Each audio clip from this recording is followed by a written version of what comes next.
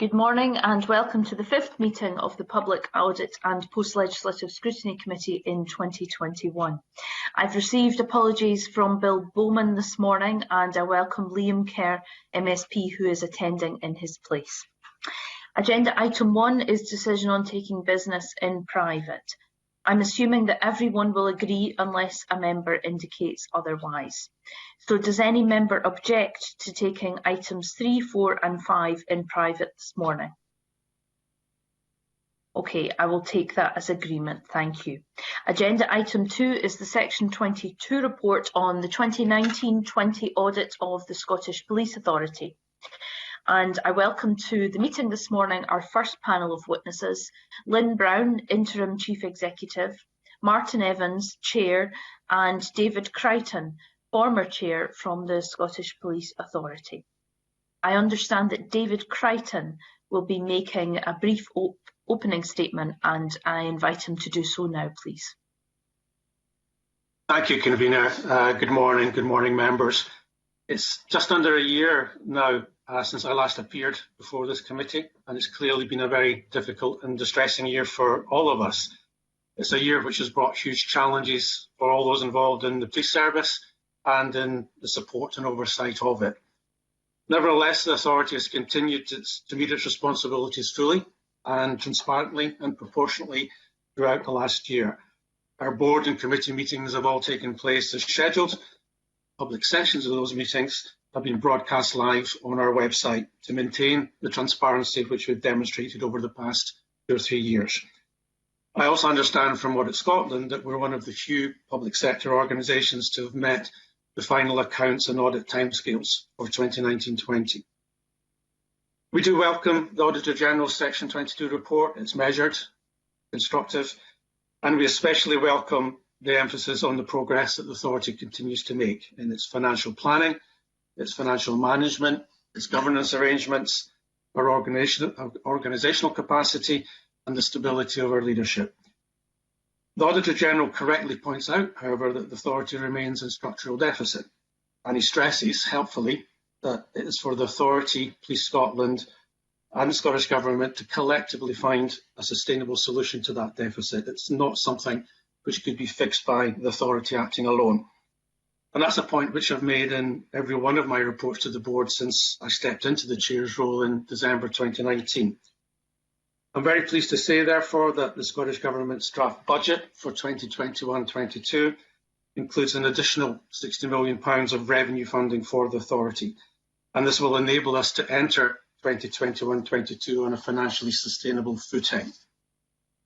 Achieving that required a collective effort by the authority, Police Scotland and Government, just as the Auditor General recommended, and I particularly want to recognise the excellent work of Police Scotland Finance team in this under the direction of DCO Page and Chief Financial Officer James Gray. The Auditor General also refers to the continuing absence of a strategic workforce plan for the police service, something which I also highlighted in my opening remarks this time last year. So I'm pleased to report that Police Scotland submitted their strategic workforce plan to the authority's board meeting on 22nd of January. This has been a substantial piece of work by Police Scotland, a significant milestone, and as it involves further, it will play a crucial role in maintaining financial balance going forward. The Auditor General also recognises the improvements in skills and capacity within the authority itself. This has continued in the last year under the leadership of our Interim Chief Executive, and we now have in place for the first time an organisational structure specifically tailored to the roles and responsibilities which we carry. I'm therefore confident, Convener, that the authority has a strong platform for our new Chair and Chief Executive to build on, and we are as well placed as we've ever been to meet our duty as the primary oversight body for policing in Scotland. In closing, Convener, since this is my penultimate day as a member of the authority, I want to take the opportunity to thank the Police Service of Scotland for its continued excellent performance and for the remarkable contribution it's made and continues to make protecting the safety and health and lives of all our citizens during this pandemic. And I also want to thank my colleagues on the board and all staff in the authority for their relentless resilience, adaptability and professionalism. Thank you, Convener. Thank you very much to David Crichton for that statement. I'm now going to open questioning for the committee with Alex Neil. Hey, thank you very much indeed, Convener. And can I just re-echo what David said about the debt we all owe to the police service in Scotland, not just for the last year, but particularly for the last year. This nightmare is probably going to be with us for some time. Can I ask the panel, clearly there have been major calls on police resources because of the pandemic. Those continue and likely to continue probably at least until the end of this calendar year. On top of that, for example, you have the huge conference coming to Glasgow, the COPS conference later in the year, which will require massive resources to be invested by Police Scotland. So taking into account the additional £60 million that the Finance Secretary announced in the budget, which obviously was announced after the Auditor General's report, for this coming year, Scotland now have the resources it needs to tackle all these issues satisfactorily. And for this year, is there still a structural deficit, or has that now been covered by the additional £60 million? Can I take that first, Convener? Please, thank you. David Crichton. Thanks, Mr. Neil. The impact of COVID-19, the COP26 conference, and other demands on police resources have been reflected in the budget settlement. We will go into 21-22 in a financially sustainable position, as well as the £60 million which the draft budget allocates. There's an additional £15 million in there to support additional costs incurred by COVID-19. So what the settlement allows us to do is not only to go into 21-22 in a sustainable position, it also enables the maintenance of officer numbers at their current level, which is something that the Chief Constable rightly recommended as fundamentally important given the pressures on the service. For the current year, we do remain in structural deficit. It's for 21-22 that we will be moving into a more sustainable financial position. So does that mean? Well, does that mean that now the new figures for 21-22 indicate that for that year anyway, despite the heavy demands that are going to still be placed on Police Scotland, that there is no structural deficit now for that year? That's correct. We move into that new financial year with a sustainable budget. Okay. Can I ask a bit more kind of mundane business as well? Can I ask, we've had 2 or 3 very large investigations, presumably fairly expensive investigations. Let me start with the one in relation to Rangers. And this is, I'll come on to compensation in a minute, but what's been the total cost of the investigation, which I believe was carried out at the behest of the Crown Office? But what has been the total cost to Police Scotland's budget of the Rangers investigation, which is now being described by the Crown Office as ending up in a malicious prosecution by them? Convener, I don't have a cost for that investigation. That's something which I think would be best directed at the Chief Constable and his team. What I would say is that the Scottish Police Authority has not yet had any proposal put to it or any decision to take on the costs associated with that investigation. So has the board, given the publicity and the adverse publicity, particularly now and particularly after the Lord Advocate's statement yesterday in Parliament, can I ask, has the board not been asking questions? Obviously, I don't expect the board to get into the operational matters or to be involved in the investigation. But I would have thought in terms of its scrutiny function, and given the adverse publicity surrounding this whole matter, that the board would be overseeing and asking questions about the cost of this investigation, because while the emphasis at the moment has been in the compensation, the fact that we've ended up where we have done it means that all that money spent on the investigation, it might have been spent on better things had the Crown Office not insisted that Police Scotland investigate this. The board has asked questions about the investigations, Mr Neil. At our last meeting, in fact, we did ask the Chief Constable in particular about the lessons that might be learned from the experience of this investigation. And I know that the Chief Constable and his colleagues will be reviewing those lessons learned and discussing them with the police authority in due course. But to be fair to the Chief Constable and his officers, was his hands not tied by the fact that the Crown Office instructed this investigation? That is indeed the case, Mr Neil. The Chief Constable has to act on the instruction of the Crown Office in circumstances like that. Right, and so it's not just the compensation that's had a big call on public money, but the cost of the investigation, which has ended up where we've ended up, has been a huge call on Police Scotland's resources as a result of the ineptitude of the Crown Office. In terms of the cost of the investigation, they will have fallen on Police Scotland, yes. Right, okay.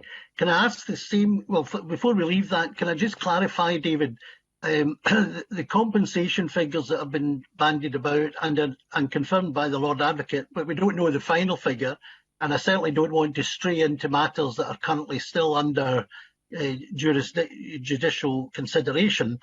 But in terms of the compensation, and I know it's not going to come out of your budget, but how much of the compensation was against Police Scotland? I mean, this is still going through process, Mr Neil, so you'll understand that I wouldn't want to go into great detail. All I will say is that at no time has the Scottish Police Authority had any proposal brought to it for approving expenditure against the investigation or the subsequent settlement of claims. On the same theme, and again, I'm not going to stray into the pros and cons of the investigation, that's not what we're here for this morning, but how much did the Alex Salmond investigation cost? I wouldn't be able to put a figure on that from the authority's point of view, Mr Neil. Again, that would be something that the Chief Constable may want to comment on, but it's not a figure that I could provide you from the authority's point of view. It's not come to the authority for any form of approval.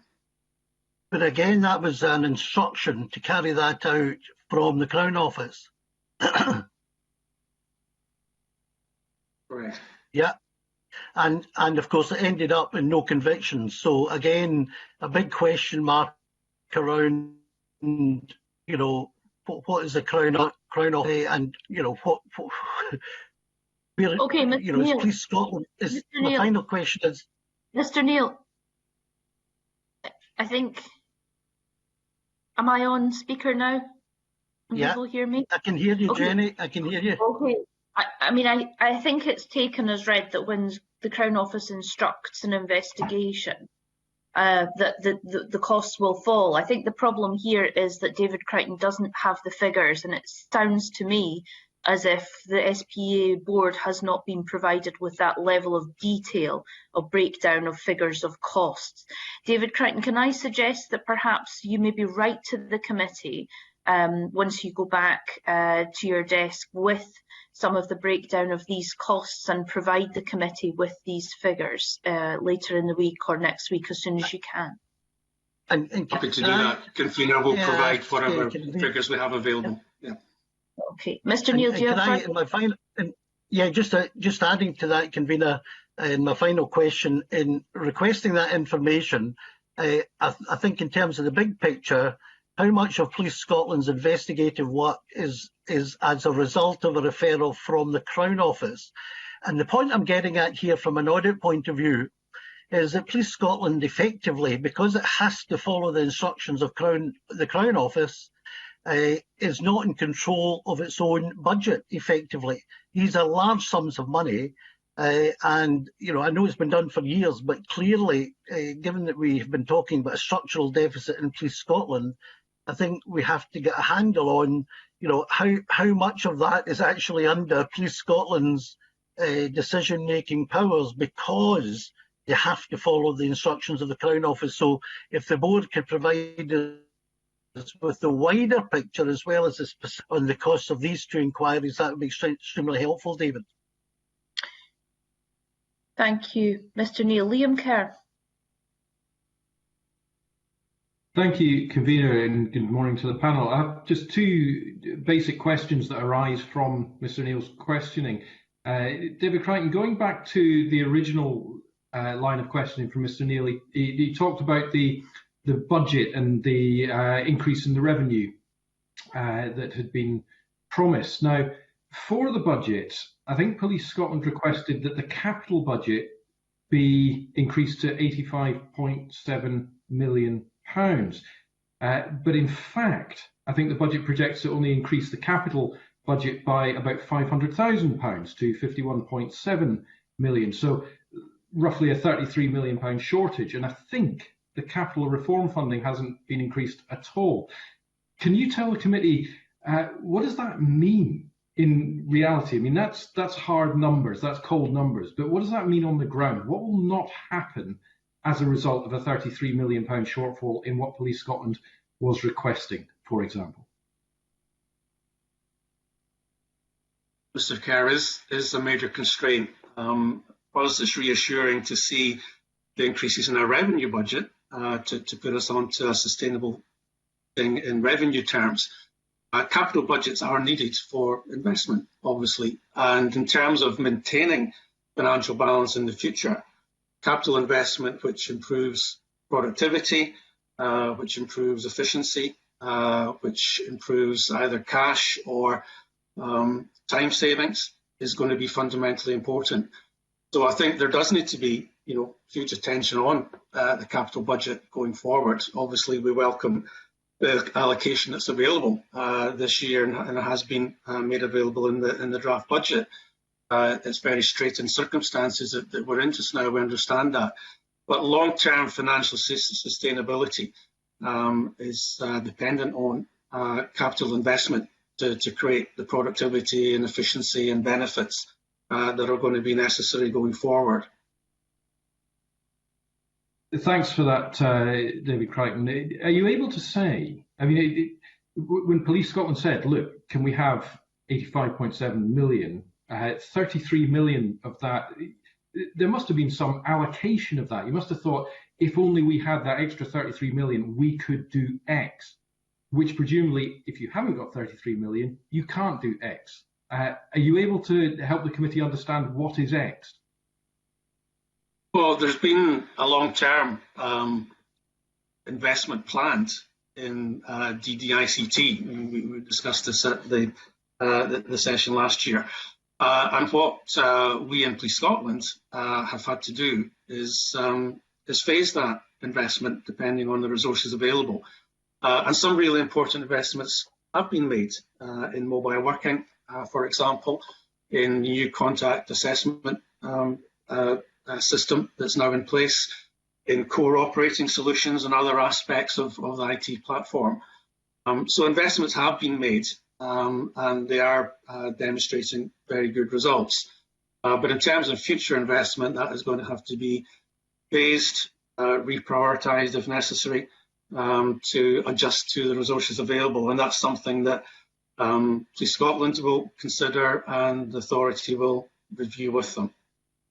So if rephasing and reprioritisation is required, as it surely will, we have to live within that budget. I'm very grateful. One final small question, if I may. Slightly different angle, but are you projecting any issues or shortfalls arising on your capital receipts? I mean, the police are obviously going through a fairly transformative change at the moment, but given the pandemic, given the impact on property values and ability to sell, do you see any issues arising from that on the estate, on your receipts, on your ability to dispose? The Auditor General did raise this point, Mr Kerr, in his report, and I from your session with him last month, the month before, he did make the point that this is an issue affecting most public bodies. We don't know yet exactly what that impact will be. My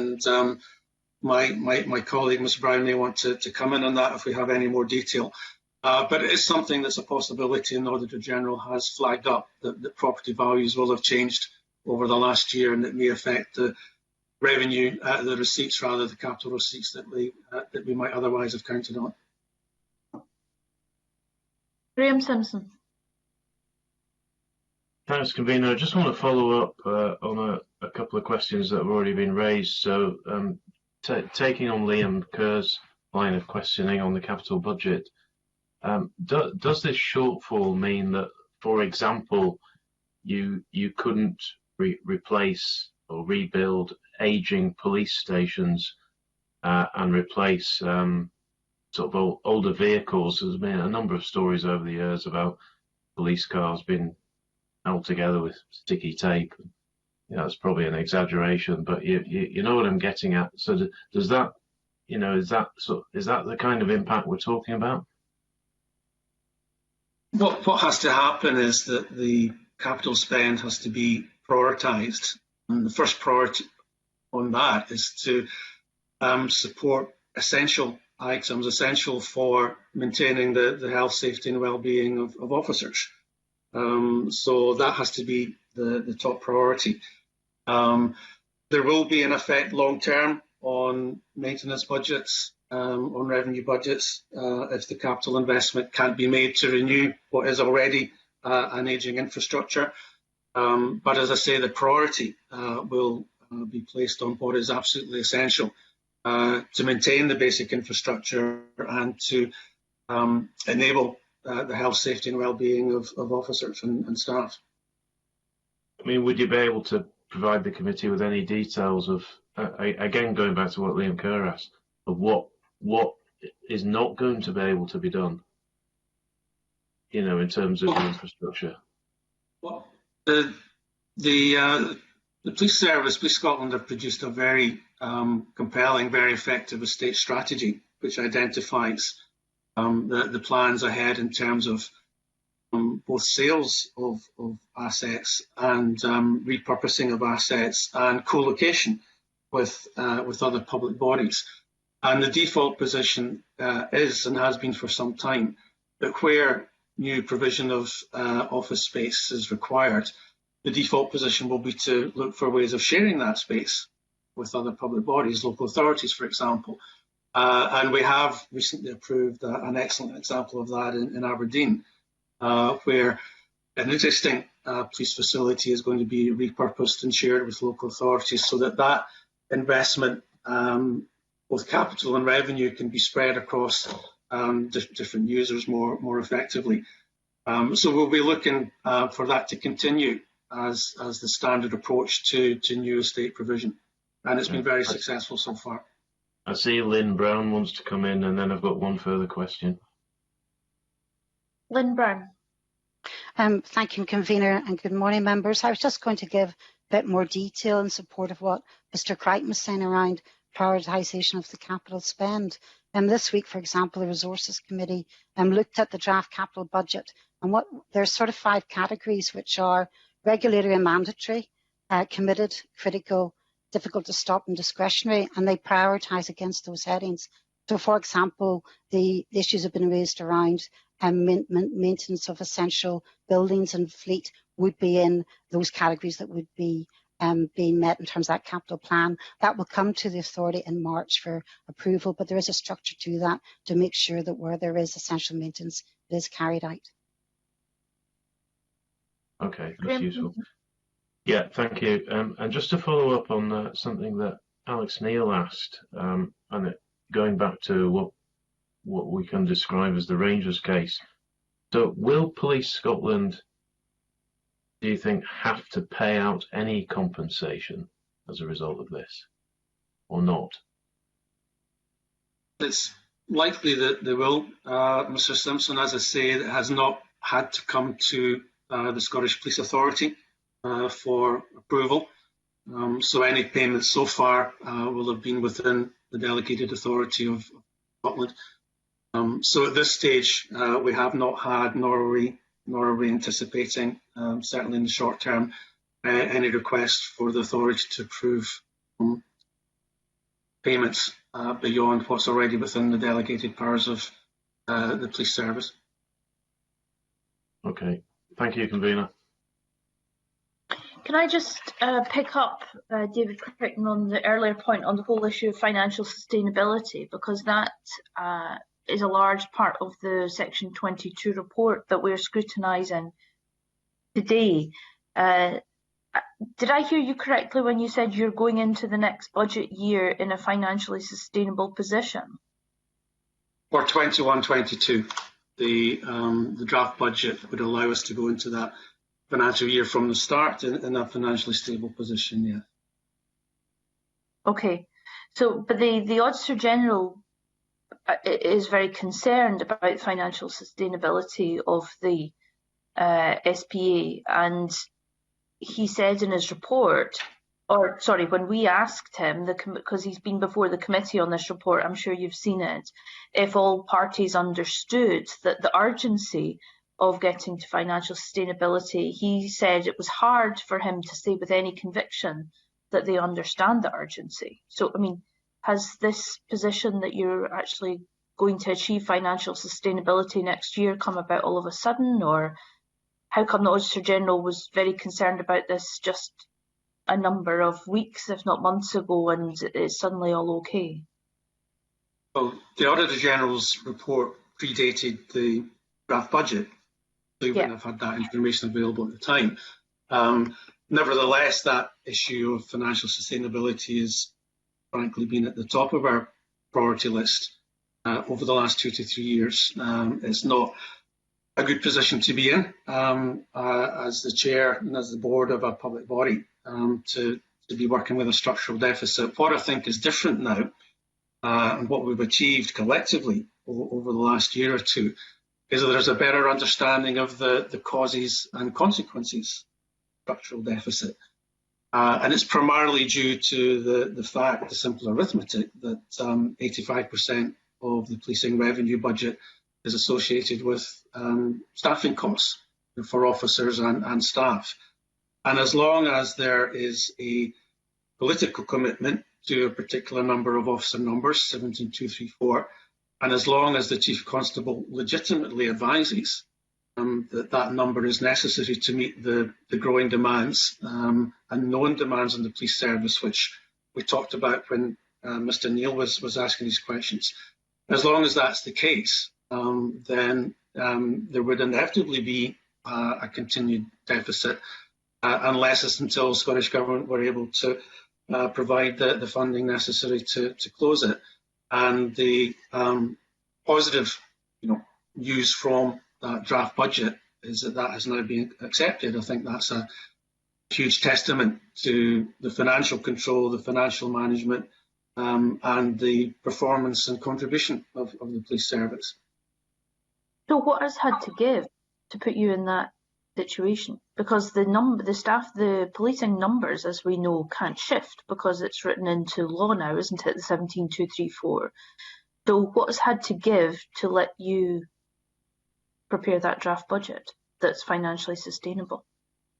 Primarily what's changed is the additional revenue budget which Scottish Government have included in their draft budget for 21-22.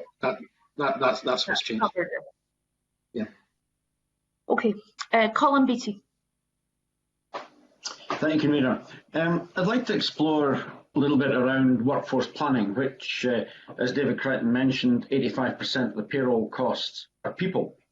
And workforce planning is absolutely vital. Now, repeatedly, we've had Section 22 reports which have criticised the lack of workforce planning. Now, my understanding is that Police Scotland did develop a strategic workforce plan, and that this was published in January 2021, and that it was presented to the SPA on 22nd January. I realise it's not been a long time, but has that plan been approved by the SPA? We have welcomed the plan. We're very pleased with this first iteration of the plan, Mr. Beattie. It's represented a huge amount of work by Police Scotland at all levels, by officers and staff, and I think great credit's due to them for achieving that, given all the other pressures the service has been under in the last year. We've always recognised that that first iteration wouldn't be the finished article. The Auditor General report recognises it as the first step. And in some regards, a strategic workforce plan never will be a fixed, finished article. It needs to be flexible and adaptable enough to respond to changing circumstances. But it's there now. It can be used, it can be tested, it can be refined. And I think it's a substantial piece of work for which there is no real comparison elsewhere in the police service or indeed in other public services. So we're delighted to have it. It's going to make a major contribution to long-term financial sustainability. It does need evolution. It needs additional data behind it. But the key point for us now is that it's there. It can be worked with. It can be tested. It can be used as a tool for more effective resource planning in the future. Given the timing in which it was produced, obviously events have slightly overtaken it. Additional resources have been given to Police Scotland, or is projected in the current budget. How is that going to affect the strategic workforce plan? Because clearly it is tightly linked into the resources that are going to be available to support that plan. The resources have now changed. How relevant is that plan now to Police Scotland going forward? I think that's a fair challenge. And it goes back to what I said a moment ago about the need for a strategic workforce plan to be flexible and adaptable. It's actually, I think, more difficult to do that sort of planning in the police service than it is in some other public services, because the demands on the police service are so unpredictable. Who could have predicted the pandemic? Who could have predicted 2 or 3 years ago that COP26 would be coming to Glasgow? So there is a great degree of uncertainty and instability in the demand that the police service faces. And any workforce planning has to be adjustable enough, adaptable enough, if you like, to accommodate those changes.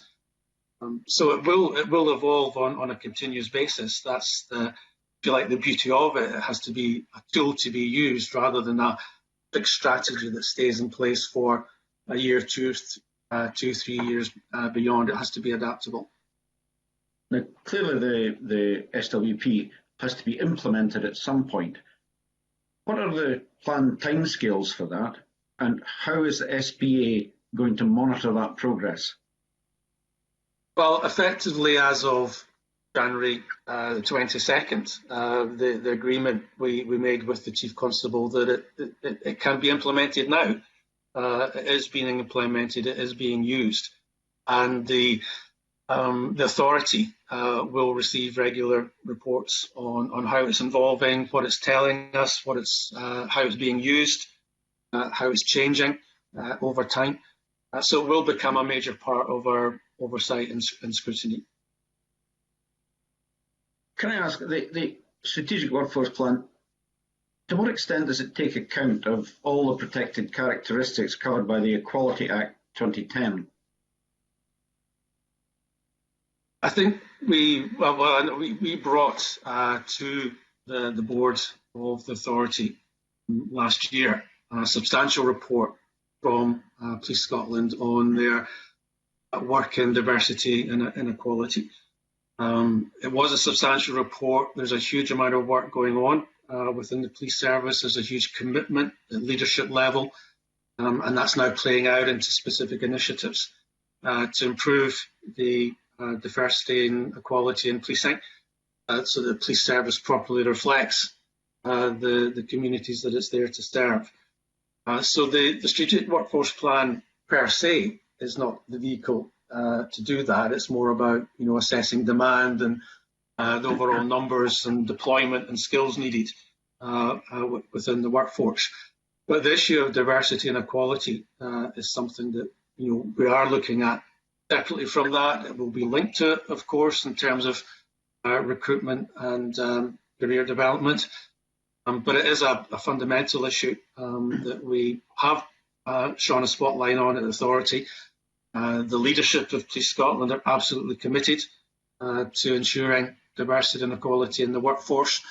There are some very strong initiatives already underway, and the important thing now is for that to follow all the way through the service, right down to operating level.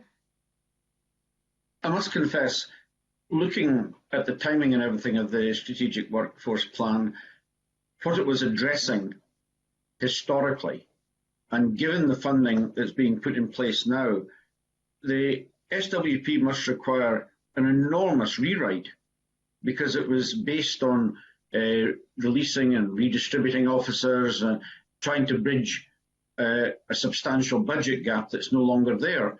So the question is it at all relevant? Does it require a complete rewrite? Are you sending it back to Police Scotland for that rewrite?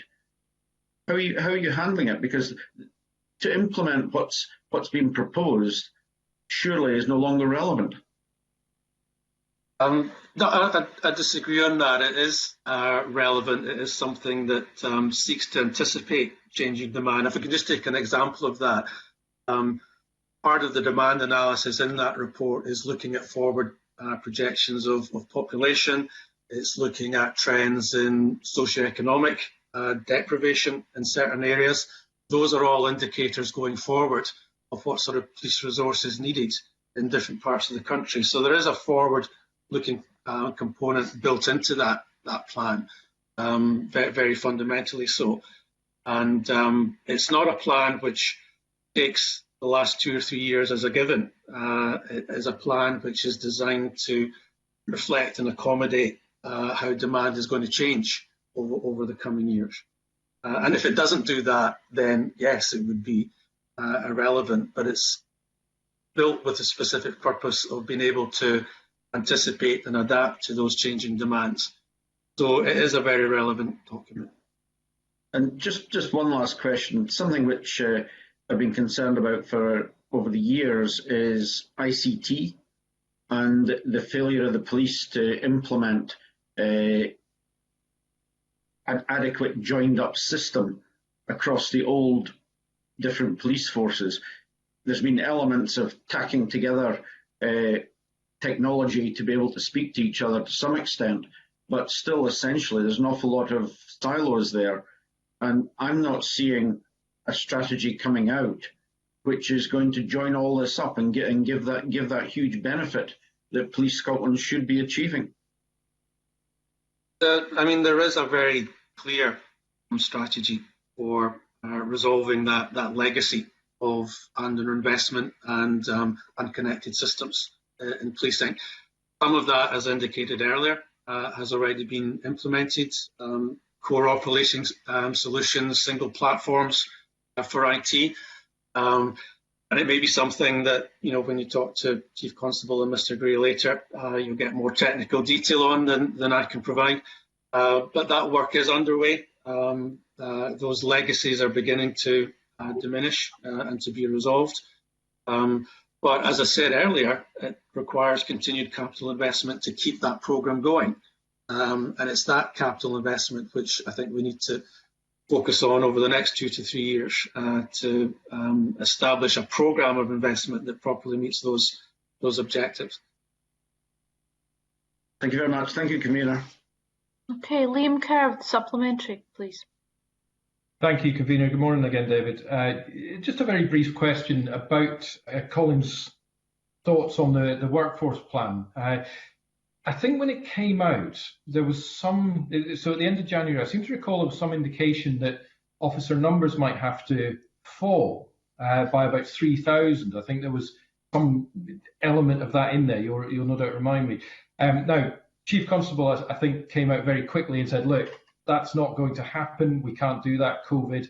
It's not going to happen in the short to medium term at all. I believe now that because of the 60 million uplift, it doesn't need to happen, which is good, which is great. But that begs two questions. Firstly, is that resource budget uplift, as far as you're aware, the new normal, to coin a phrase? I mean, is that now the base resource budget that the SPA can expect going forward in order to maintain the officer numbers? And if not, in the longer term, is that a direction of travel in terms of where officer numbers might go? I mean, the first thing I would say is that there are no plans or intentions to reduce officer numbers in the current circumstances. You know, the Chief Constable has made a very clear recommendation to that effect, given the pressures that are currently facing the service and anticipated to face the service. So there is no plan to reduce numbers. The budget allocation, the draft budget allocation, does allow us to maintain those officer numbers, 21-22.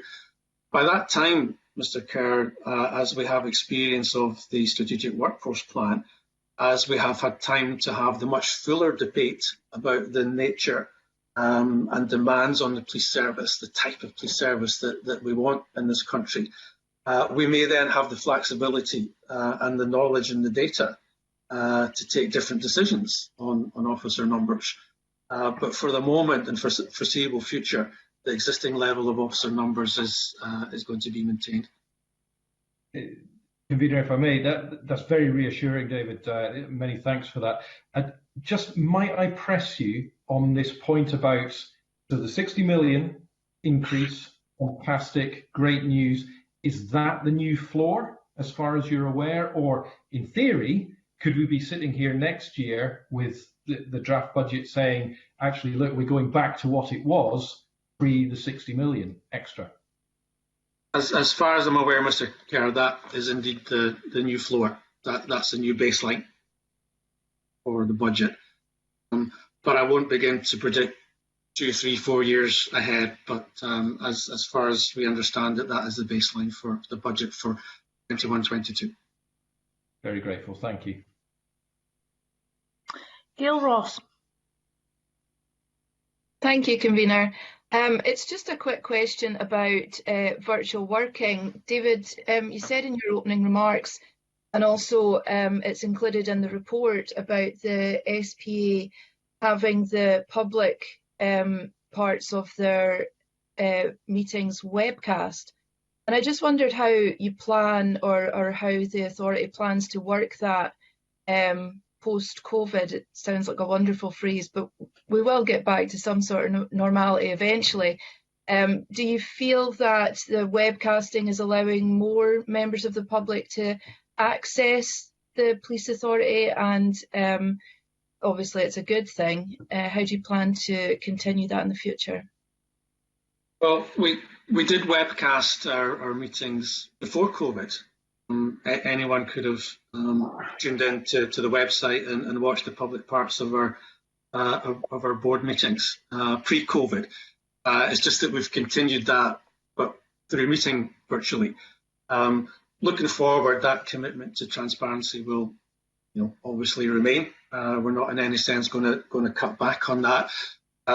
We'll face the same question and options really that any organisation does post-COVID. Does it fundamentally change how we conduct our meetings? Will we continue to meet virtually and open up that opportunity for anyone to tune into the public sessions of the meeting?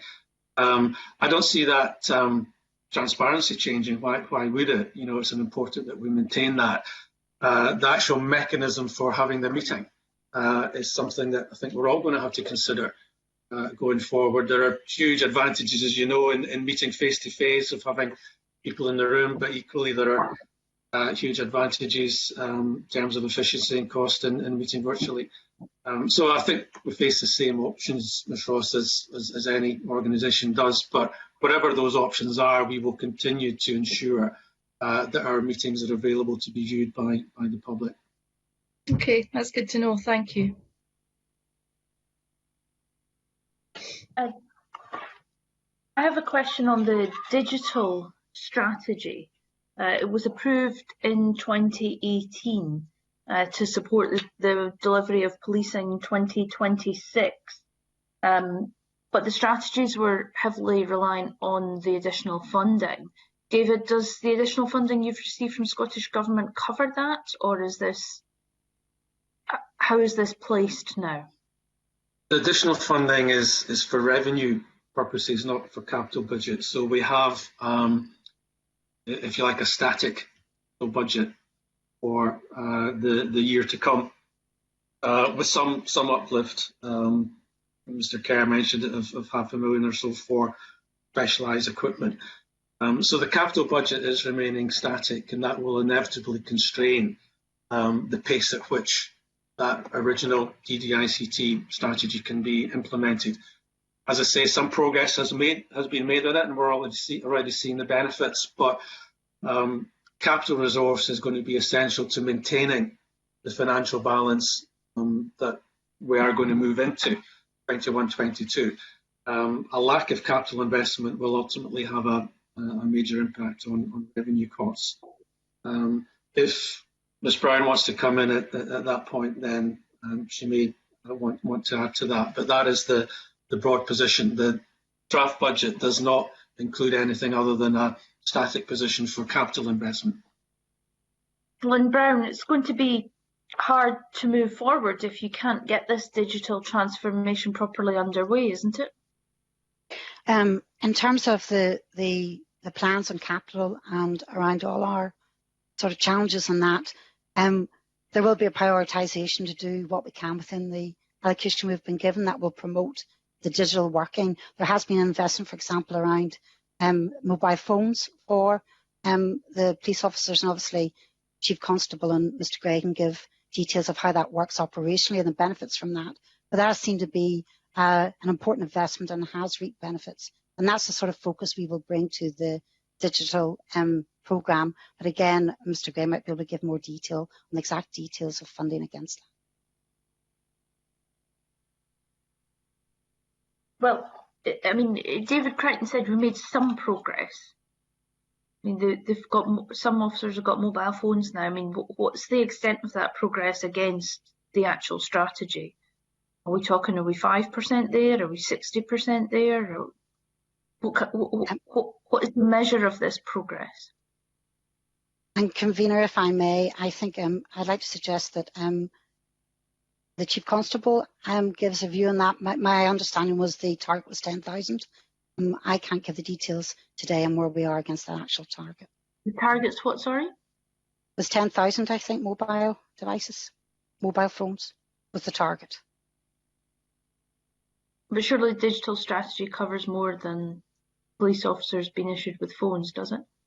Yes, it does, Convener, and I'd like to suggest that in terms of operational and how that has been developed, I think it might be best answered by Police Scotland.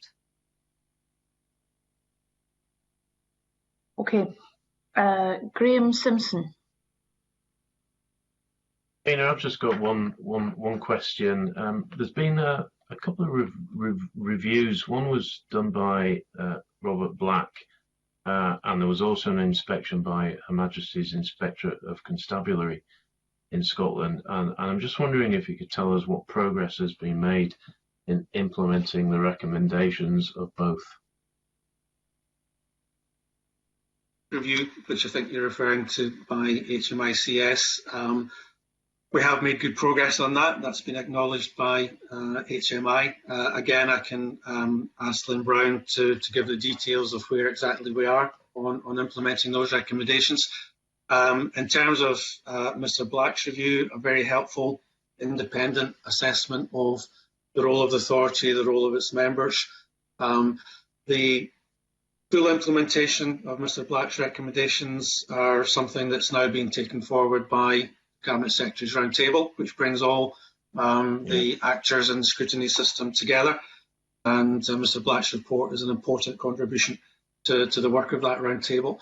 There already have been some changes put in place in response to Mr Black's report, in terms of, for example, the days allocated for board members' time to their work with the authority. But it was a very helpful and constructive report, and the main vehicle for taking its recommendations forward, because it does affect the whole system, will be through the Cabinet Secretary's Roundtable. But Ms Brown will be able to give a bit more detail on our implementation of HMI thematic investigation recommendations. Okay. The committee on that. So there were 14 recommendations from Her Majesty's Inspector, which came out in September 2019. And we report regularly in public through our Audit, Risk and Assurance Committee on those recommendations. So to date, 3 have been discharged completely, which to do with our corporate structure, how the authority oversees change, and also putting in place a corporate plan. One of those is very much sits within the remit of the Scottish Government, which is where they have to set out how, in their view, the SPA has any difference in terms of what you would expect how a board would operate. There are 4 recommendations that involve other organisations to do with reserved matters for policing, how we deliver forensics and custody visiting, and also the role of the accountable officer. And finally, there's 6 which are very much within the remit of the SPA, and we have taken an approach since they were recommended that we would deliver what was against us, and they're in progress. And they cover the role of the chair, they cover our relationships with causal and local authorities and with staff associations, how we perform self-assessment, how we hold the Chief Constable to account, and we're taking those forward and report, as I say, in public regularly through our Audit Committee. So are all 14 recommendations have either been acted on or they're in hand?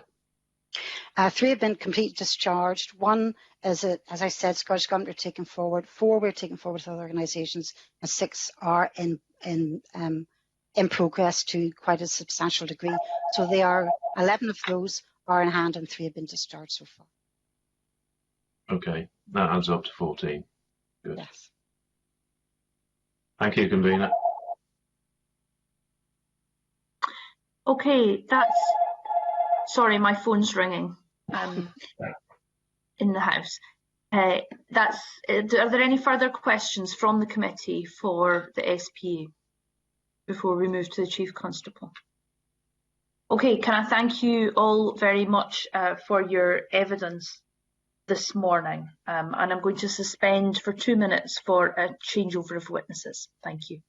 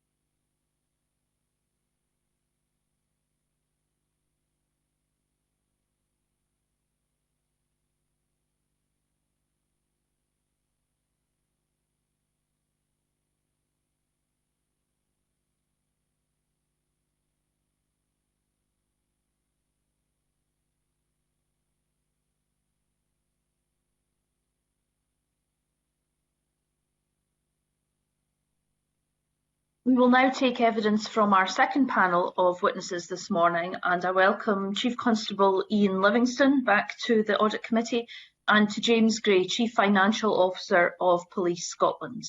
I understand that they are happy to go straight to questions, so I'm going to kick off with asking you about governance. For the last time you were in front of this committee, Chief Constable, I think you accepted the Auditor General and the committee's view that there needed to be a whole-scale review of policing, governance and accountability arrangements. This is something that the government didn't agree with, and there is a governance roundtable going on at the moment. Can I ask your view, please, on how you feel that is going and if progress is being made? Thanks, Convener, and good morning, Convener, good morning, members. The work over the last year, I think, has been, like everything in life in Scotland, and policing has been at the heart of it, has clearly been dominated by the response to the pandemic, the focus on supporting communities, the focus on core police work, and the focus on bringing us back to the purpose of policing, which is to look after the safety, the security, the well-being of our fellow citizens. Now, the governance of policing and the accountability of policing is a topic that, as we see here this morning and we've seen over a number of years, not only in Scotland, internationally, is one that continues to draw comment and continues to be, to be frank, at times you can always point out some shortcomings, and you would seek to have some improvements. But what I would say, and the reason I preface my response with the COVID context, is that actually I think policing, and by extension the governance of policing, has been tested under really, really difficult and extreme conditions. And for me, it stood up. There are a number of factors, I think, that have contributed to that since we last spoke, Convener. I do think there's been more stability across the system. There's certainly been stability within Police Scotland, within the leadership of Police Scotland and our approach. And there's also been stability within the Police Authority, the role of the interim chair and the interim chief executive, who you've just heard from. And I also think there's been a greater understanding of the different roles and functions that are played by government, by the Police Authority, and the critical issue of operational independence of the Chief Constable. So it's a different operating environment from when I sat in front of you previously. We've had the benefit of Bob Black's work, an enormously respected individual who spoke to all the individuals involved. And I would associate myself, I think, with Bob's conclusions are that the system, in essence, is sound, it's structured to keep the operational independence of the Chief Constable separate from interference, but at the same time to ensure that he or she is highly accountable. And I think I also said when we last met, Convener, that it's difficult to judge the statutory intent and the structures in place because there has been such instability in different parts of the system. And I think we are in a different place now. And I think there's now an opportunity to work within the existing structures, take the proposal and the recommendations that Bob Black made, aligned with what the HMI has done in regard to the Scottish Police Authority, and to make this system work. My final point would be this, is that we do have views on governance and accountability, and have expressed them. But in essence, it's a matter for others how they see best to hold me and the Police Service of Scotland to account. But my focus is on service, is on policing, is doing the right thing for the people of Scotland and keeping them safe. And that will continue to happen regardless of debates or discussions around governance. And again, as I said the last time we met, I certainly feel highly accountable. I think in terms of appearances at Scottish parliamentary committees, oversight, rightfully and intense scrutiny from your own committee and others, Investigative Powers Commission, HMI, Scottish Police Authority. I think policing and the Office of Chief Constable I currently hold, I think is highly accountable. So I do think there's more stability in the system, and there's an opportunity now to see if the existing system can deliver those high levels of accountability that we all seek.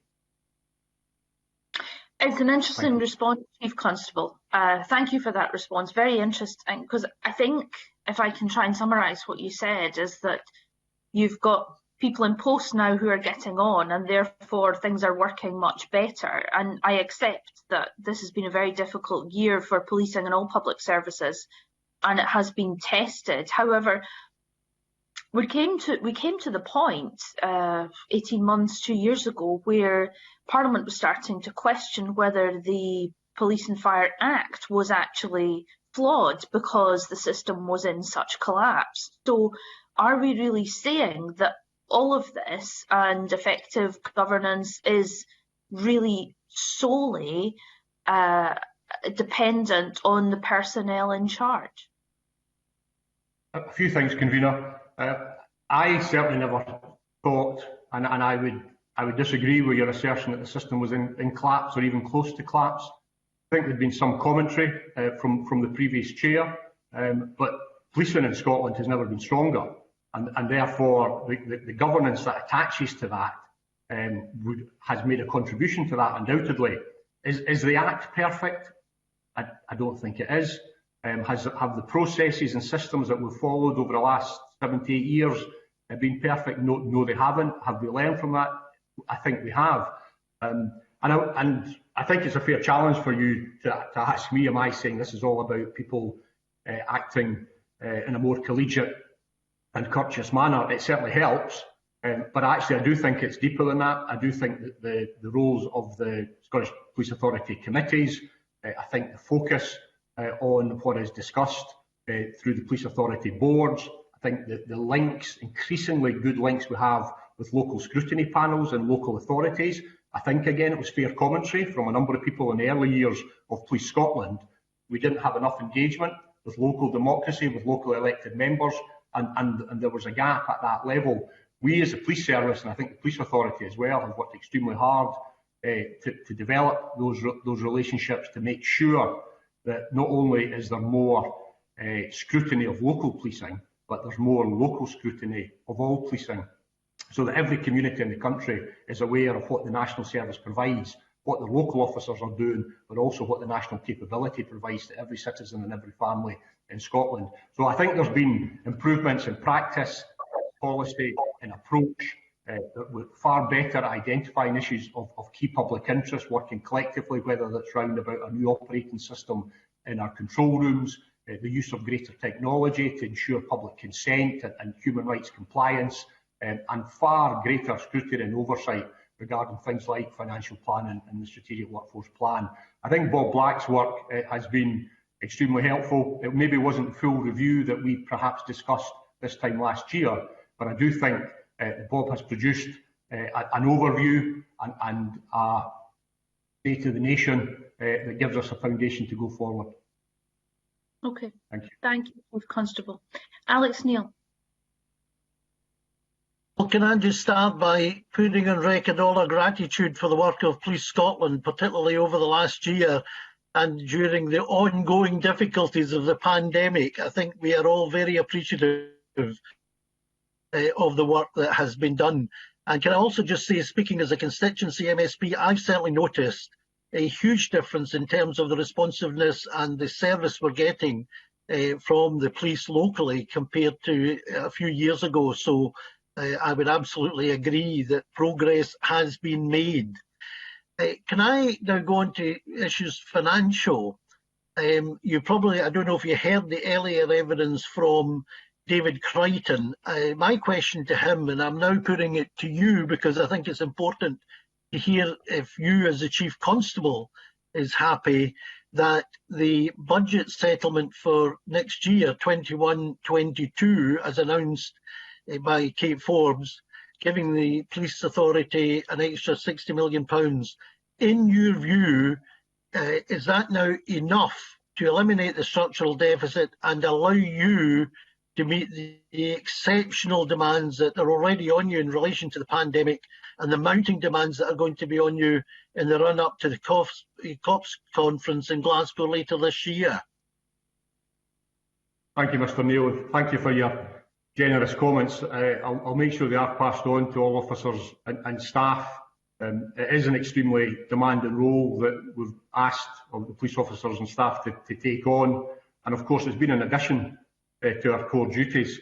Fatal road accidents, homicides, incidents of domestic violence and child abuse continue. The growth of online vulnerability is really significant, and of course police officers and staff have been anxious during this period at different times as well about themselves and their own families and their duties. So I appreciate your remarks, and also I'm again pleased to hear that there's that greater local engagement. Has been a key principle since I became Chief Constable, to make sure that accessible local policing goes to the heart of what we're about, because it's a tradition of policing in this country.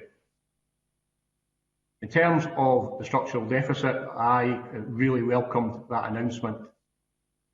As Chief Constable, I've been raising concerns publicly since the summer of 2018 that the funding of the Police Service of Scotland, year in, year out, was not enough to meet the costs of police in Scotland. Now that is already against, and I think Audit Scotland over the years have validated this, that's already against a reduction in core funding of over £200 million, which is almost the revenue cost of 4 of the legacy forces.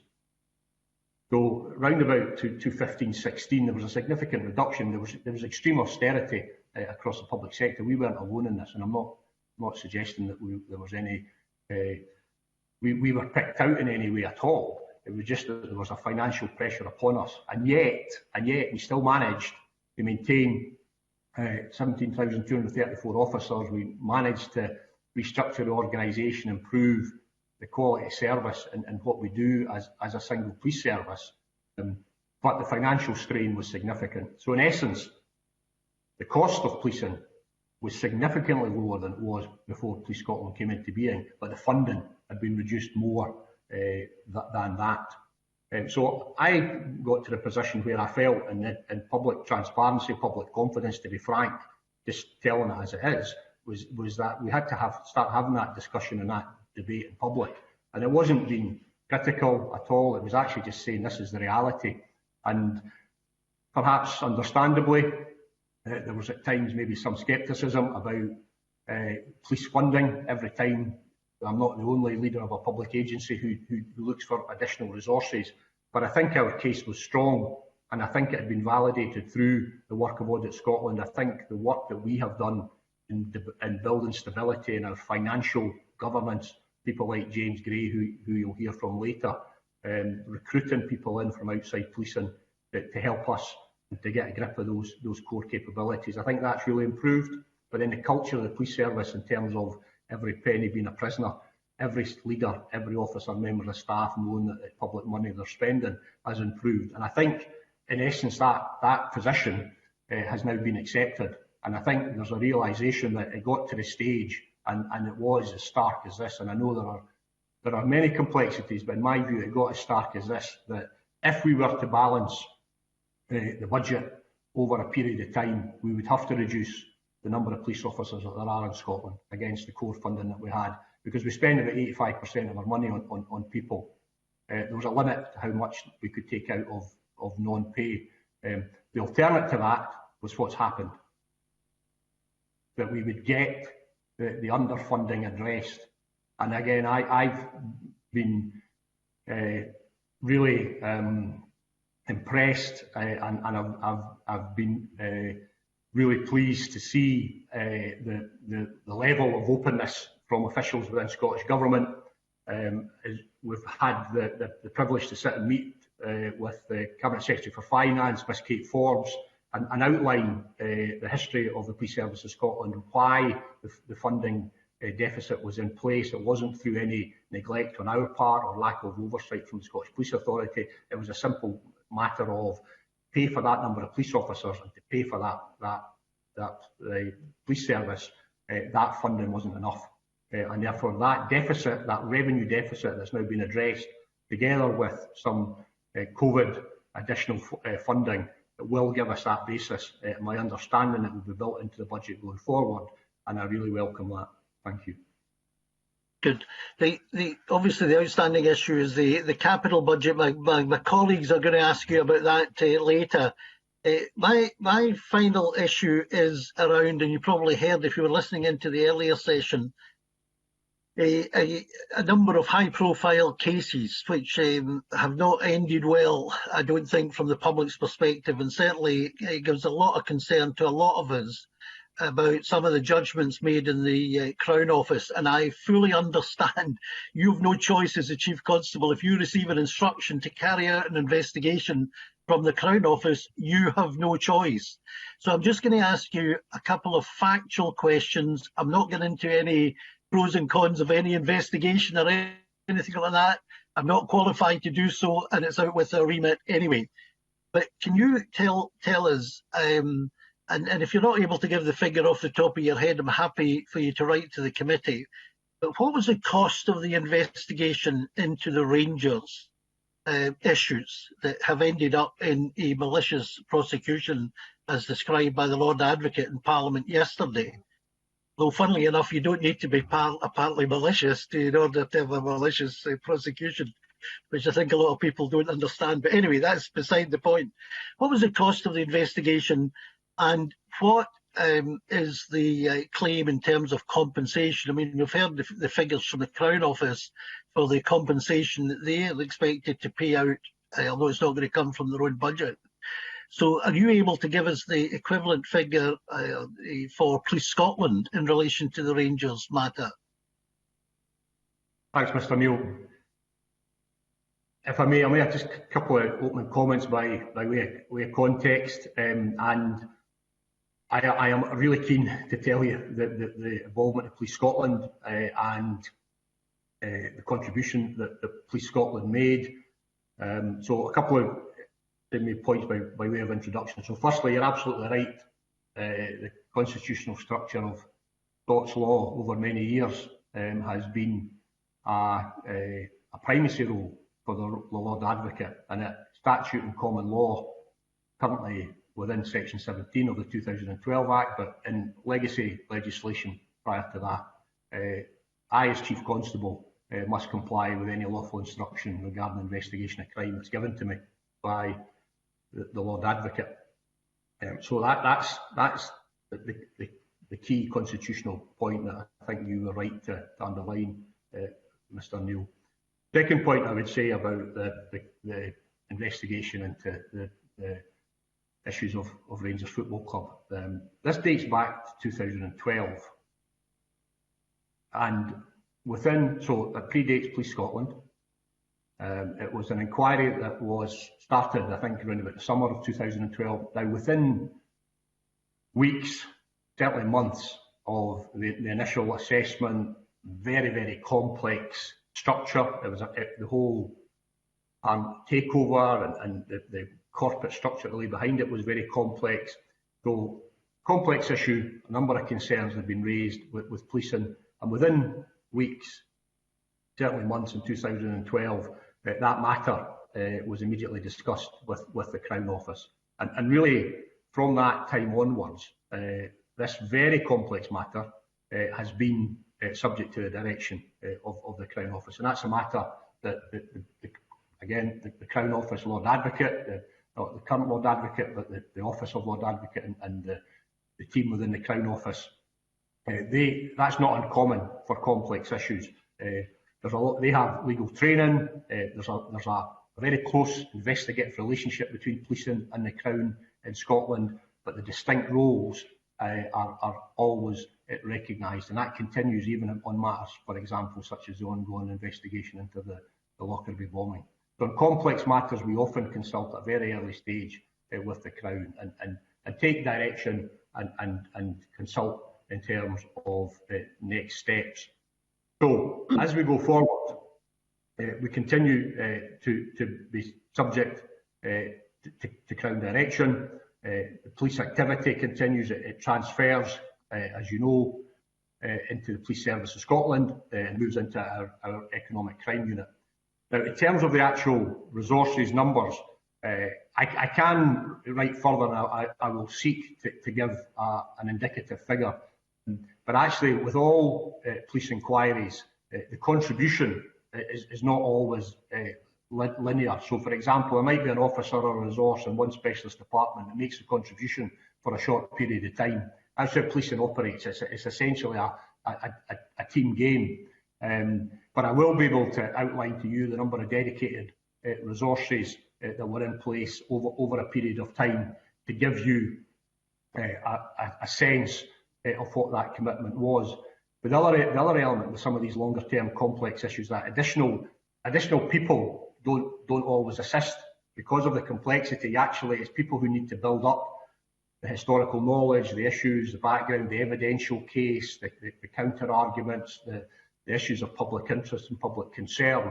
And therefore, it's not always a matter of just put more resources at it. That's a kind of misleading issue that often arises. This is sometimes it's a smaller number of people over a longer period of time.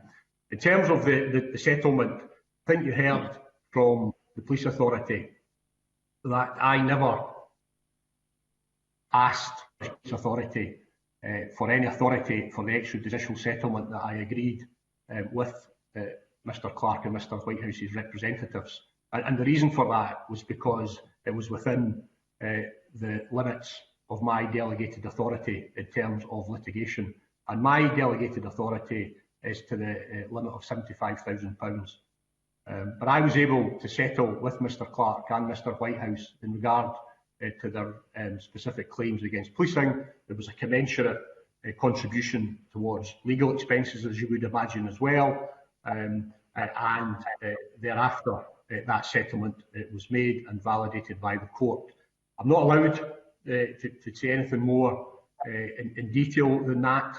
And then my final observation for this morning, if I may, is that I did listen to the debate in the Scottish Parliament yesterday and heard from the Lord Advocate and a number of members. I shared the levels of concern that were expressed, and I also share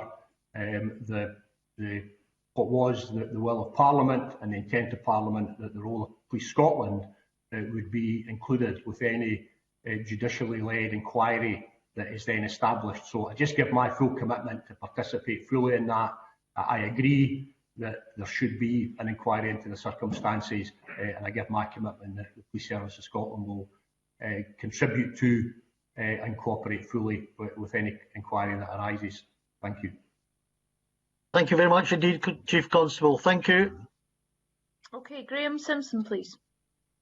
Thanks, Convener, and good morning, Chief Constable. I just want to echo the comments of Alex Neil about our gratitude for the work you do, and I'm going to come on to that in a minute. If I could just follow up on something that you've just said in response to Mr Neil, and it's just for clarity. This you said that you agreed to pay out, and this is in relation to the Rangers case, £75,000. Is that so? Is that correct? Is that the total, or are we expecting any more to be paid out from Police Scotland? Thanks, Mr Simpson. Again, thank you for your comments. Well, I think again was outlined by Lord Advocate yesterday. There are still a number of litigations going through in regard to the situation regarding Rangers Football Club. There are a number of civil actions that individuals are pursuing, and a number of civil actions that individuals are defending. I think in this instance, because Police Scotland are still party to a number of those actions, and again, I'll be very candid, it is a very complex area and a very complex set of circumstances and a very unfortunate set of circumstances for the individuals involved and for all undoubtedly for the levels of public confidence in the justice system.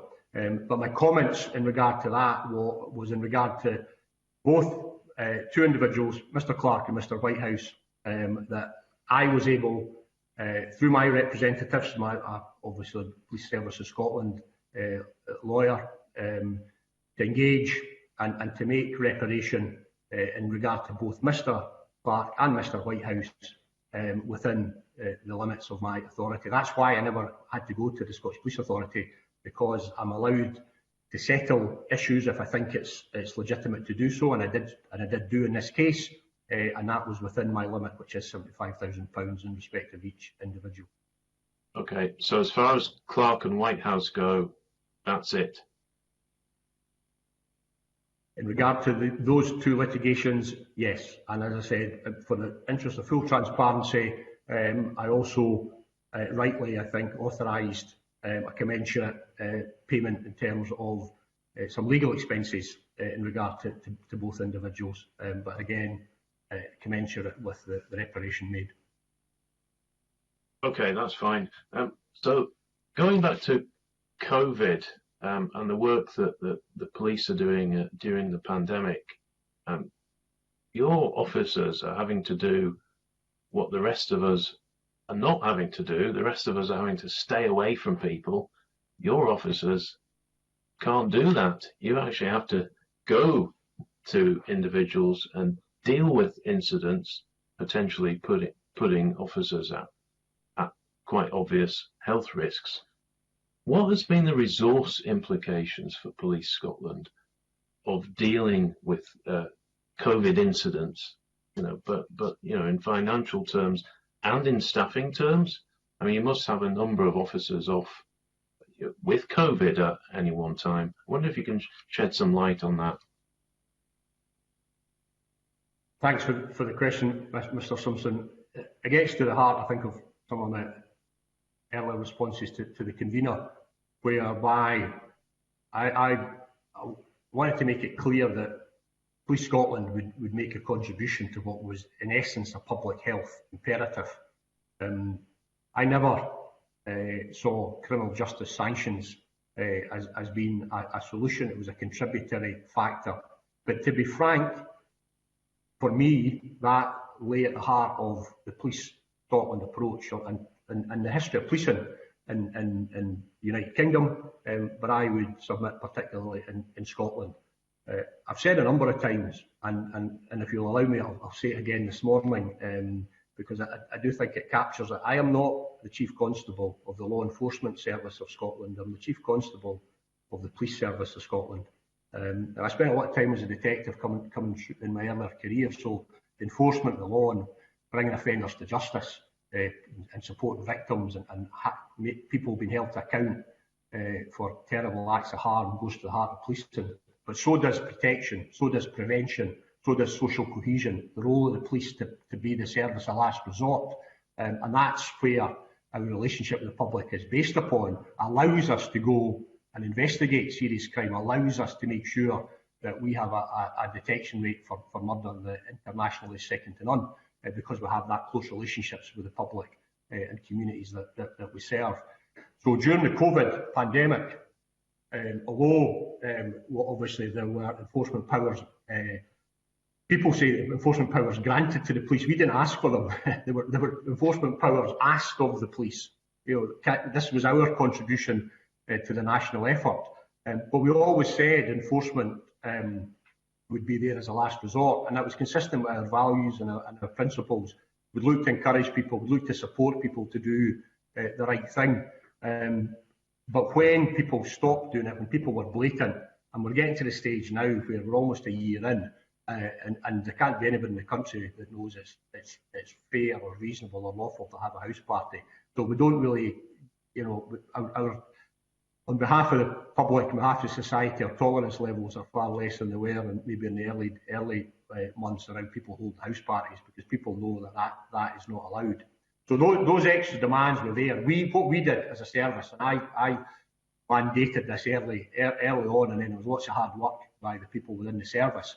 We made sure that we've got as much visible presence in our communities as we could. Where policing increasingly is asked not only to police the public space, but the private space, domestic violence, child protection, and also the virtual space. There's lots of harm online.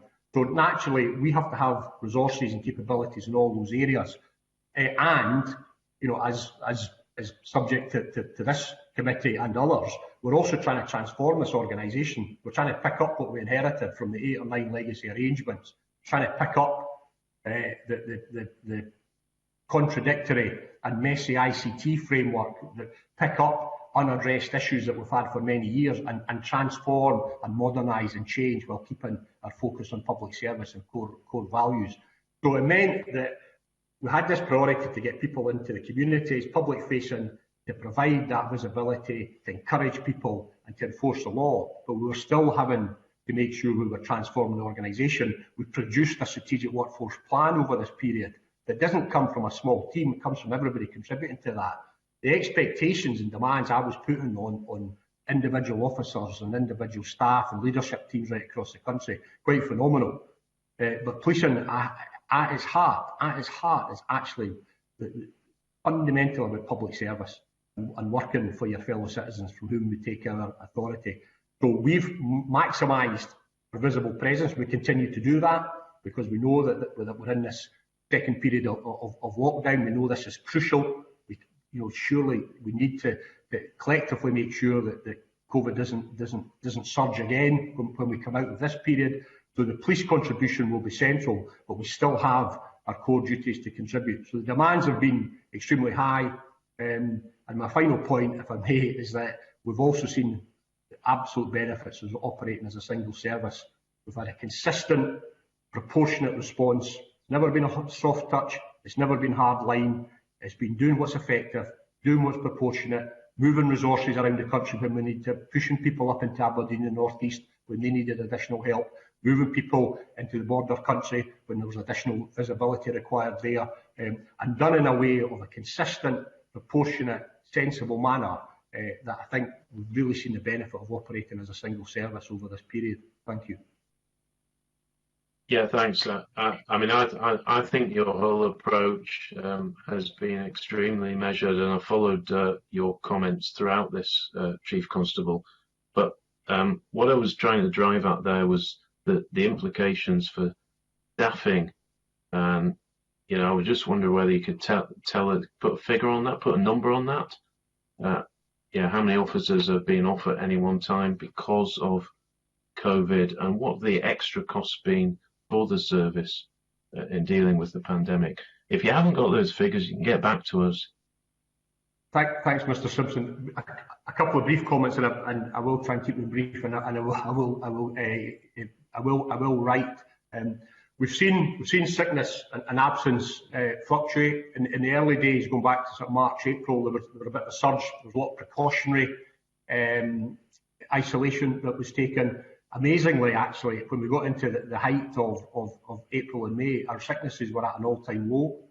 People were so committed to trying to do the right thing and follow public service. So I can paint, we're almost coming to the anniversary. I can give a view on that. In terms of costings, there'd be 2 points I would make. One thing that arose, and I hadn't, and it's an obvious point actually when I'm sharing it now, but again, I'm being very open. I hadn't really thought about it until CFO started to point out to me.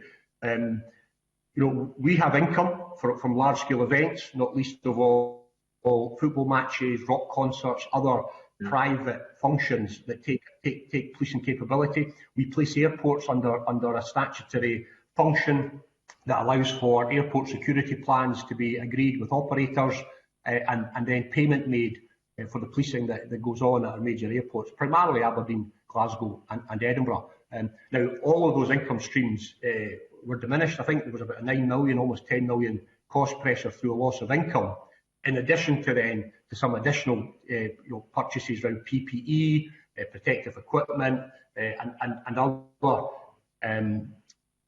relevant and directly. Chief Constable, do you have a figure for any of that, or is that something you can write? I can write, convener, on that. I thought it was important to make this point about this loss of income as well. And I think, to be fair, in terms of financial settlement, the 60 million that we think is bedded in going forward, there's also an additional 15 million which is to do with COVID costs. So I could give you more specific. My Chief Financial Officer might have more detail at this time, or you may prefer just to take it in writing, convener. We'll come back to the Chief Financial Officer in a minute. Can you briefly answer Graham Simpson's question on absence rates? service. It's just the reality we're living in. But he did ask that question.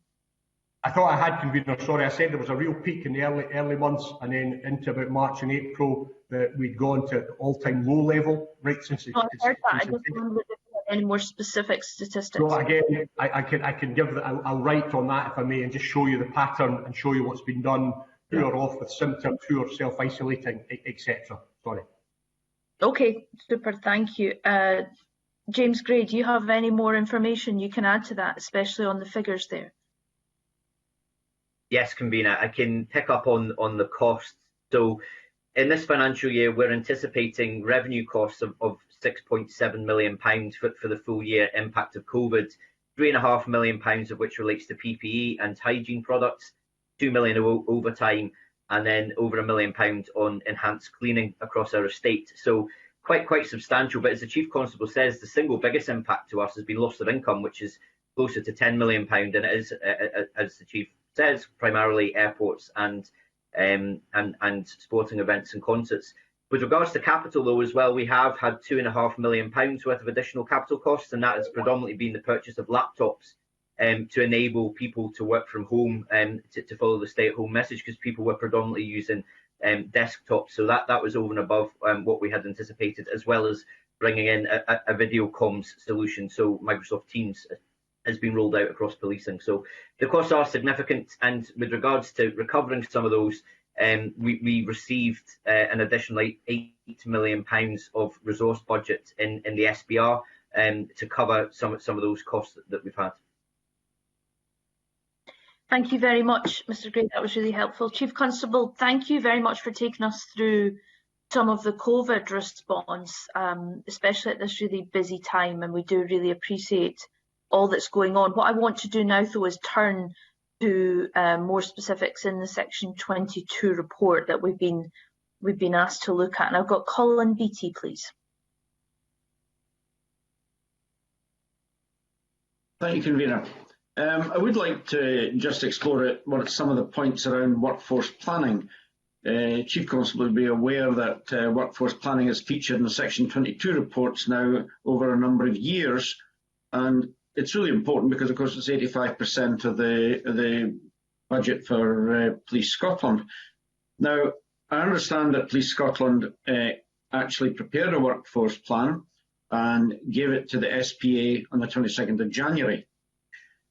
Now, SPA in the previous session, the previous panel, said that they were looking at that at the moment. However, surely that workforce plan was predicated on a situation in terms of budget deficit that no longer exists since that gap has been plugged. How is that going to impact on the strategic workforce plan, and how are you going to address the changed circumstances? It must be a fairly big rewrite. Thanks, Mr. Beattie. The premise of your question isn't accurate from my perspective. We produced a strategic workforce plan based upon the requirements and the demands on policing. Now, in the course of that, to be candidly, my professional judgment was that would show that there was an excess of demand on the service at the moment compared to the resources available, both human and financial. Your observation on the structural deficit and the fact that there was this gap in finance, I think for me it was simply a driver, and I think the production of the strategic workforce plan and our articulation, my articulation, our understanding, our improved understanding of the demands that are on policing, and we've seen it through COVID, that they come at a regular and constant, relentless basis, that the demands on policing needed to be fully understood so that we could shape our organisation and our workforce. For me as Chief Constable, my responsibility was to outline what we needed to do the job that I see as being critical to discharging the statutory and common law responsibilities to keep the people of Scotland safe. If that then had a consequence for funding, which it would have, I think thereafter it's a political decision about how much investment is given to policing, how much financial support is given so that we can then discharge the responsibilities, we can shape the workforce, and we can do what's required. So in terms of the strategic workforce plan, we approached it, and you may see this as a weakness in the plan, but again, I'm just being entirely frank. We approached it from what's the demand on policing, what skills do we lack, what skills do we need, what do we think is going to come of policing because of demographics, because of greater online, because of pressure from cyber. What are we going to have to continue to do and always be the service of last resort? And that's how we built our plan around our people, rather than saying what funding is currently available and let's fit it into that. So we came at it much more from a demand and a need basis, I suppose, than a supply basis.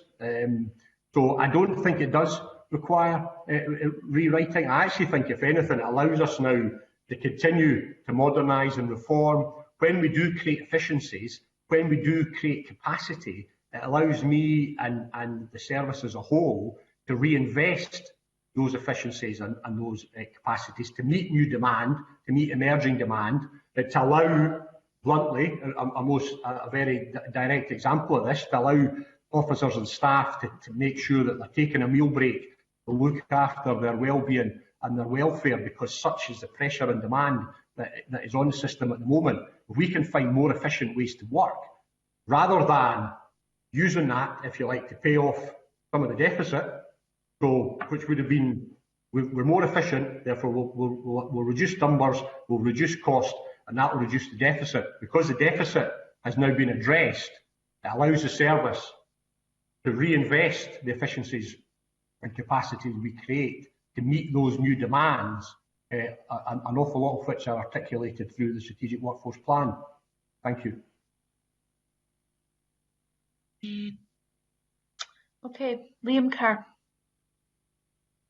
Thank you, Convener, and a very good morning, Chief Constable. I'd obviously like to associate myself very strongly with Alec Neil's opening comments, particularly the excellent work happening in Aberdeen and North East, and I can confirm that you talk about the maximisation of presence, and that is both notable and very welcome. It's been happening very well on the ground.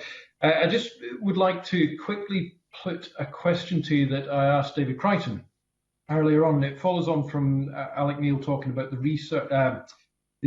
resource budget increase. Now, Police Scotland in the budget, we're looking for a capital budget of 85 million, give or take. But in fact, it's only going to go up by £500,000 to about 51 million. So that's a £33 million shortage. And I think the capital reform funding has not increased at all. Now, if I'm right on all of that, that means that it seems to me you had a need for something that costs £33 million that is now not going to be able to be bought or paid for, or whatever it might be. Are you able to tell the committee what is it that isn't going to happen because you haven't got that 33 million in the capital budget? Mr. Kerr, and again, thank you for your comments. With your concurrence, I'll ask the CFO to add to my comments, if I may, but again, just a number of observations. Historically, and the statement of fact, as Chief Constable, from my perspective, we have had a very poor capital allowance for an organisation of our size and our complexity. It's been less than, Shetland Island Council, and over the years, been less than the fire service. When you look at the demands and the size and the resources and the expectations, so I think that there's a recognition around that. I don't think I'm saying anything that the people within Scottish Government Finance would necessarily take issue with. I hope I'm not, anyway. And I think there's also recognition that there is a pressure on capital, not only in this budget, but going forward. I was encouraged to see some of the indicative capital figures when I looked at the 5-year plan that was recently published. Likelihood of the capital maybe going up to 75, 80, and that, I think, is crucially important. The central issue for us is round about our ICT investment. We've criticised in the past for, that their systems don't speak to each other. Again, my observation on that is that that's what we inherited. That's what Police Scotland didn't cause that. Police Scotland is the answer to that, where you had contradictory systems. We had about 1,700 different systems and applications. We're now down to hundreds as we've filtered and taken them out. We've got a single system for custody, with a single system for recording road accidents. We've rolled out mobile devices. We've moved from 10 control rooms to 3. We've got a single national network now. We can now go on and officers can obtain all their data, their emails in any police office across the whole of Scotland. None of that existed prior to the Police Service of Scotland coming into being. So we've made progress with our ICT framework, but we've got much, much more to do, particularly around about building our cyber capability, which is where I want the investment to go. And the other final point I'd say on capital is that there's an awful lot of capital. I don't have an awful lot of room for manoeuvre. We as a service, because we have kind of core responsibilities around about fleet, estates, maintenance, turnover. There's a lot of my priority is always about health and safety and legislative compliance. It doesn't allow us a lot of discretionary investment, if you like, but more capital, and I'm hopeful that we will get that, will allow us to continue to make the modernisation, particularly around ICT. But that's the reason we have long-term strategic plans, because we know we can't just plan year on year. We need to have an eye to the future. And again, Mr. Kerr, I don't know if you would like CFO to add to that, or if you have capacity for that. I'd be very grateful if James Gray was available and had something to add. Yes, please.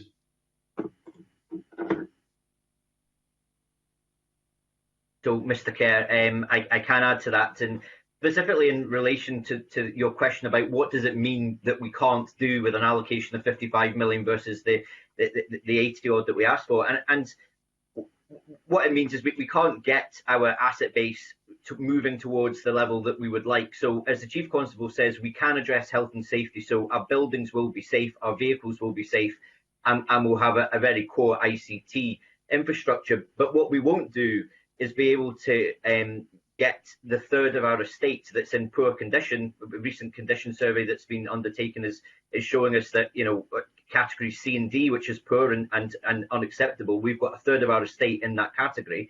We will not be able to do the planned maintenance to be able to get that out of there at the rate at which we would like.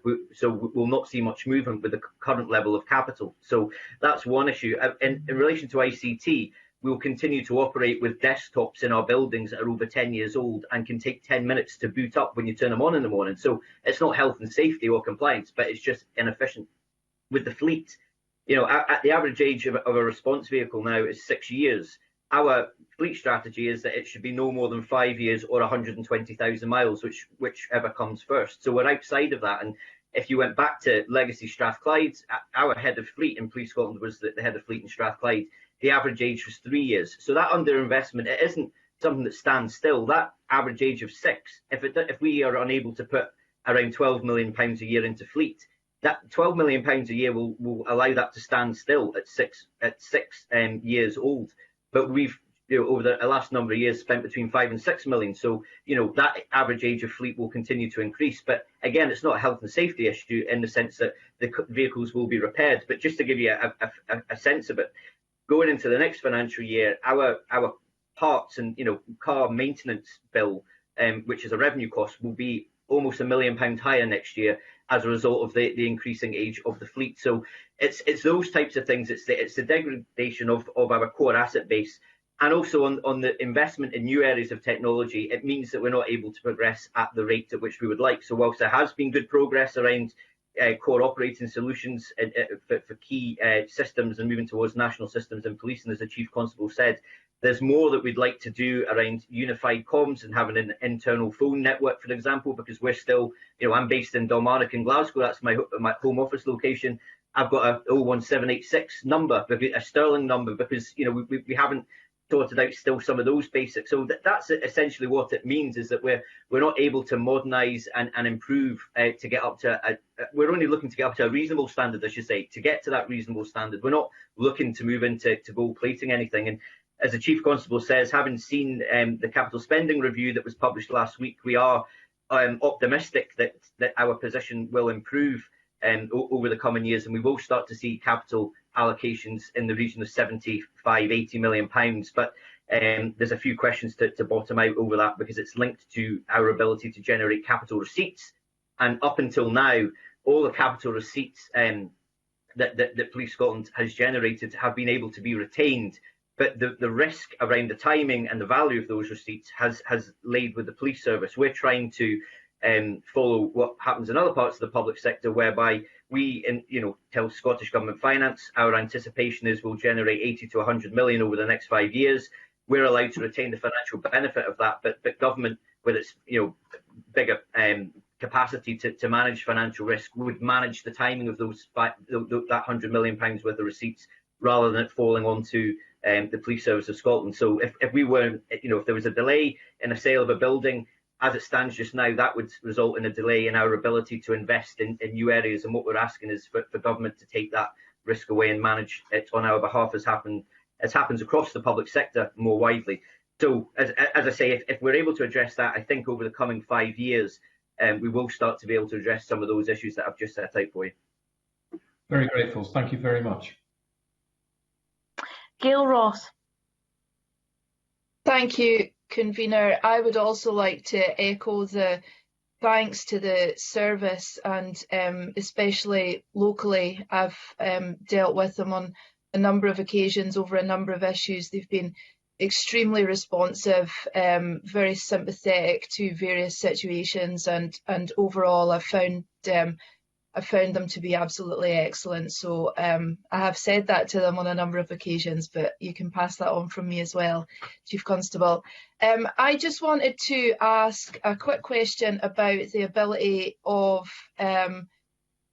staff and officers, perhaps, in virtual working.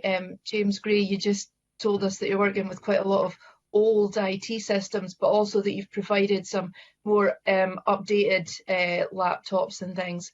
I just wondered, from either your point of view or the Chief Constable, how that is working in practice, and is it something that you're keen to go on to continue in the future?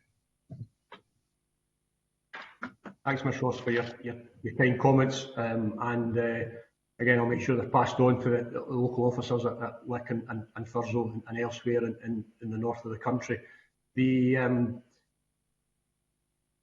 It's a really interesting issue, actually, because we had yesterday, if I may, we had a monthly meeting. I call it my strategic leadership board. So it's my board meeting, all the subsidiary boards and operational processes that sit within the portfolios of the deputies, finance, operational policing, specialist capability, preparation for COP26. We meet on a monthly basis, and then anything that we need to make, plays out into the public domain, or issues I need to take to the police authority for approval or for discussion, goes through this strategic leadership board. Now, because of the weather, we always used to meet either at Tullyallen or sometimes at Dalmarnock or sometimes in other locations, and people would literally be coming from all over the country. And actually, there's always a representative of one of my local commanders. Yesterday it was George MacDonald, who you'll know had moved from Inverness to Aberdeen. Now, this time last year, that meeting would have been cancelled, and I wouldn't have been able to address the issues that were in front of us, setting the budget being one of them, an update on the strategic workforce plan being another, and we wouldn't have been able to go ahead as a service. Now, through COVID, probably one of the unintended consequences has been far greater remote working, just as we're having this meeting here today, and the benefits have bluntly been phenomenal. And again, I'll be really candid. Initially, I think whether it's an age thing or just institutionalised over many years, the ability to work remotely and have that level of engagement, I thought would be really difficult. But of course, people adjust themselves and are very agile, far more agile in their thinking and their behaviours and their conduct. And we've now got to the ability where we're having our default now is to hold meetings, and as a national service, remotely. So it allows people, such as yourself, based in the north of the country, away from the central belt where I'm located, to participate and to involve themselves and take leadership roles. So, the leadership of roads policing in Scotland is Louise Blakelock, who worked from Inverurie Police Office. She doesn't work from near the M8 or near Edinburgh or Glasgow, and she allows to do that leadership role from a remote location.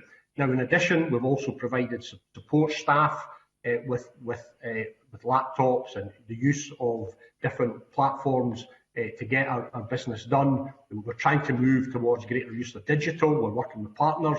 The criminal justice system needs massively modernised over the years, and for different reasons has always been kind of cautious about change. Well, actually, COVID's forced people to think a little bit differently, get things done.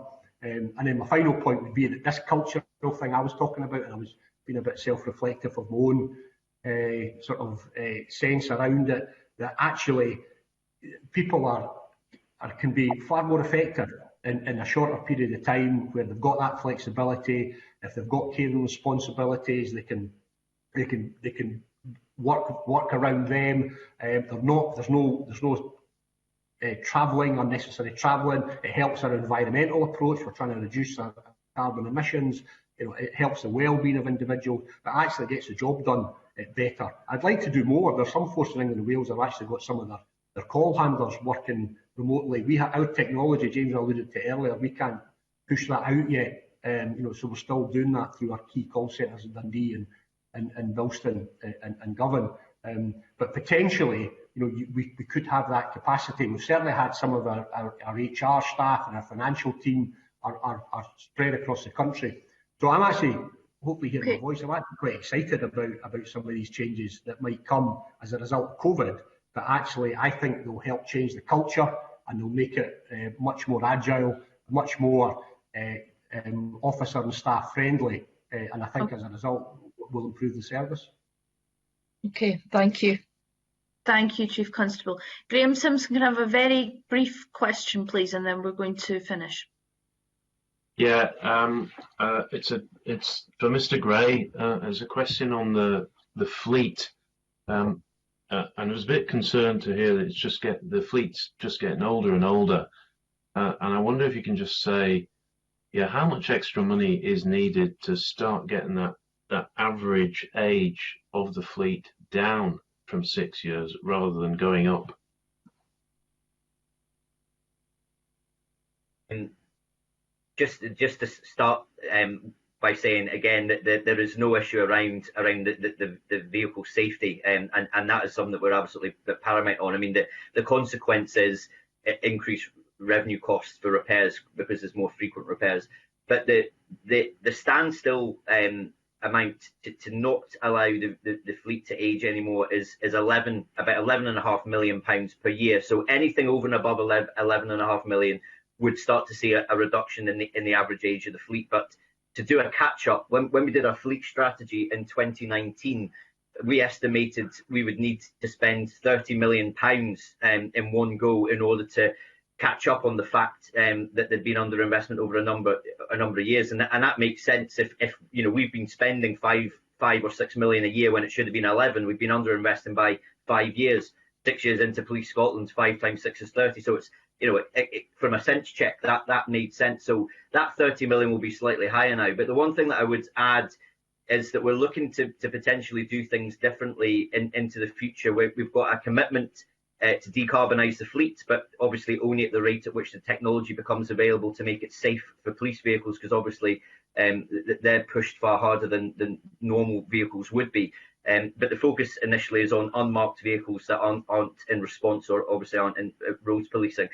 But we were looking to move to a leasing model, which means we could probably move a bit quicker, but we would need that investment further down the line. Otherwise, we would only get to a certain point. So what we estimate now is we would only be able to get to about 40% electric with the current level of investment, and we would kind of level off at that. So as I said earlier on, we're pleased to see an increase in capital allocations in this new capital spending review, and hopefully if that risk of capital receipts is taken away from the police service, we will be able to get our investment levels up to where they need to be in places like fleet and others. Thank you. Thank you very much. Just a final quick question from me, Chief Constable, not on the Section 22 report. Given the restrictions of COVID, do you feel your officers have been able to get a tighter hold on the drug situation in Scotland? Oh, that's. I don't think I would be able to say that, convener. I think at times people have been greater social isolation. There's less natural support networks available, and we know that most abusers and people who are drug addicts have multiple health and social issues that cause them distress, and therefore the ability to make intervention. I mean the supply of drugs. Well, my point on that was that actually because the demand hasn't diminished, and if anything, potentially, and again, you know, you've asked me to reflect and speculate, so I will. You know, potentially people there has been greater recourse to that. So where that demand is there, that supply will operate. We've continued to have significant interventions made, enormous seizures made round about Class A drugs and other drugs that are coming in. And it remains a monumental concern. Our approach, it's an international trade. You know, our big links are down to London, to Liverpool, into your own area in Dundee, where we are continuing to. There's some fantastic local initiatives to help addicts. We're working to roll out naloxone to try and have an intervention in terms of people who are suffering from addiction, and then working on a national and international basis, working extremely hard to try and cut off these drugs that supply. But the issue for me is we need to try and reduce the appetite and the demand for drugs by improving people's lives, improving people's health, and it allows us then to go and tackle these organised crime groups who operate ruthlessly as businesses and will trade in people as much as trading in drugs. So it's remained a highly demanding area. And again, just underlines, I think, some introductory remarks that the core central demands upon the police service continue to grow, as well as these additional elements through COVID. No, I appreciate all that. I just thought, given, especially during the first lockdown, with the vastly reduced, volume of traffic, that, police might have, you might have some statistics on managing to catch more supply, because supply from where I'm sitting doesn't seem to have decreased any. But maybe if there is more information on that, we could talk about it another time. But that's all our questions on the Section 22 report, Chief Constable. Thank you, like my colleague said, for joining us at this very difficult time, and for your evidence and the time you've given it this morning, and to James Gray as well. I'm now going to close the public session of this meeting as we move into private session. Thank you. Thank you.